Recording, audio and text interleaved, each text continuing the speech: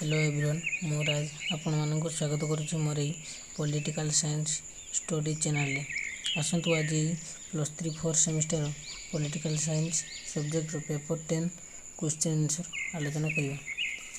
प्रथम क्वेश्चन होची कोन राष्ट्र मानक मध्य द्रुत समन्वय और पारस्परिक क्रिया आदान प्रदान को डैश कहते कौन कहते जगतीकरण कहते। सेकेंड होची जीएटीटी स्टैंडर्ड फॉर डैश माने जीएटीटी रो संपूर्ण नाम डैश अटे कौन अटे ना जनरल एग्रीमेंट अनटेड एंड एडेड तारीफ।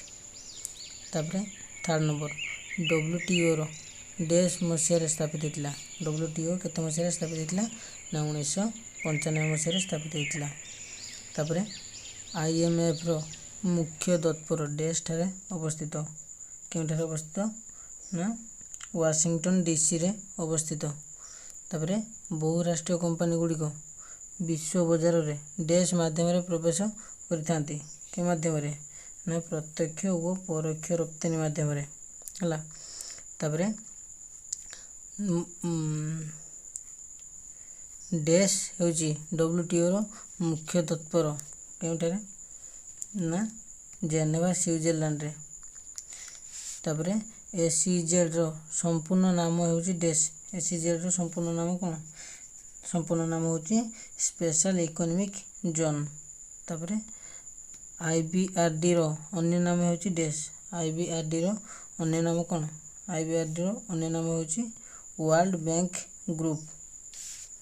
तापरे यूएनईपी डैश मसीह स्थापित होइतला यूएनईपी केते मसीह स्थापित होइतला 1972 मसीह रे हला।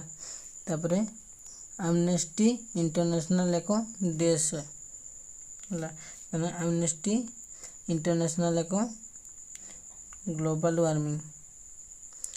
सीटीबीटी रो लक्ष्य होची डैश को प्रतिरोध करिया सीटीबीटी रो लक्ष्य होची कोन इंटरनेशनल एनजीओ को प्रतिरोध करिया। एनपीटी डैश मसीह स्वीकृत होइतला एनपीटी 1978 मसीह स्थापित होइतला। यदि आंसर गुड़ी को समस्त कर ठीक थाए तेबे सांग मान निकट को शेयर करिवे लाइक करिवे एवं सब्सक्राइब करिवे।